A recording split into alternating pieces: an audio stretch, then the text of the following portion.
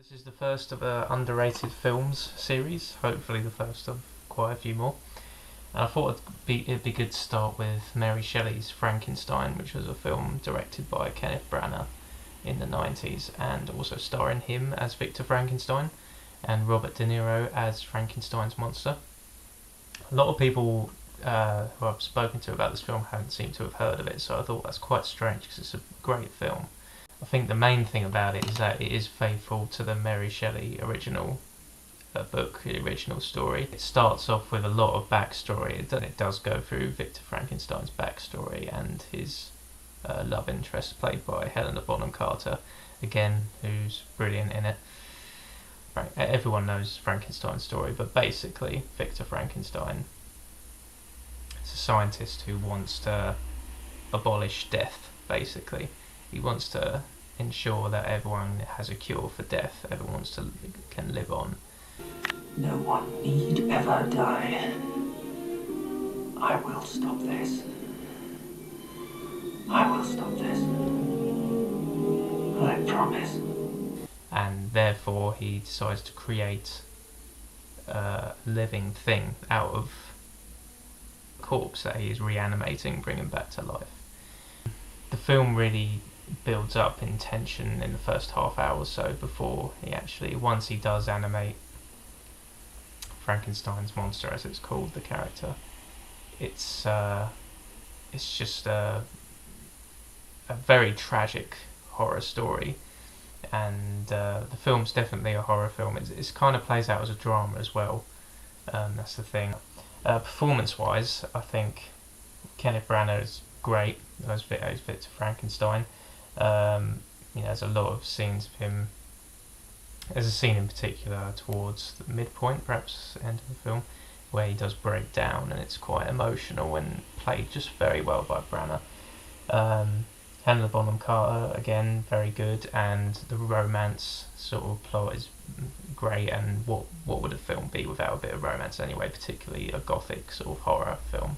There's a particular sequence with Helena Bonham Carter towards the end of the film that is very haunting and disturbing, and I won't say what happens because it'll be spoiling it for anyone who doesn't know. I remember the first time I watched it, which must have been when I was about 11 or 12, which is quite early to see this film because it is very violent, quite brutal in places, and just horrific.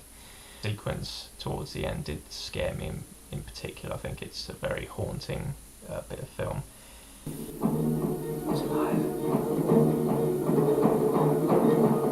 It's alive. And of course, Robert De Niro, who's absolutely mesmerising in it and really does portray a lost soul very well, a sort of a being with no purpose.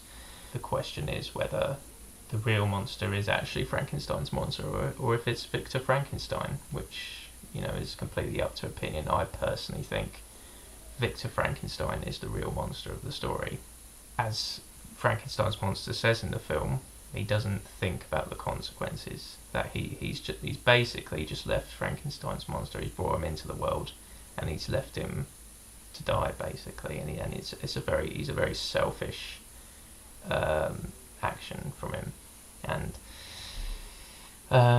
for the most part, anyway, there is an emotional core to the story that does make you sympathise for Victor Frankenstein to a certain extent. That is until you meet Frankenstein's monster, and your sympathy does shift towards that character instead.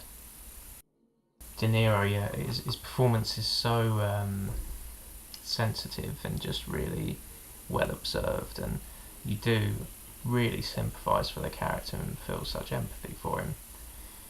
And he's a very sweet and caring sort of character at the beginning when you first meet him. He's very, he needs to be accepted. He's trying to find his family, really, his friends.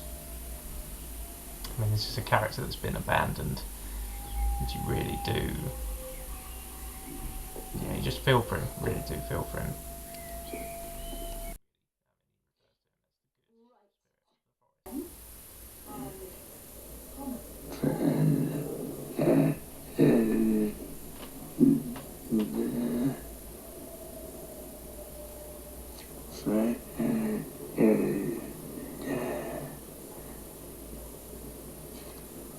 There's a great cameo by Richard Bryars, who plays the blind man in this film version. He takes him in, very, very briefly, but he does take him in. He's this caring old man. Just a really heartfelt scene. Yeah, unfortunately, it does all tumble down again for Frankenstein's monster, and he decides to exact revenge on Victor Frankenstein for giving him this burden. A man shouldn't have to hide in the shadows.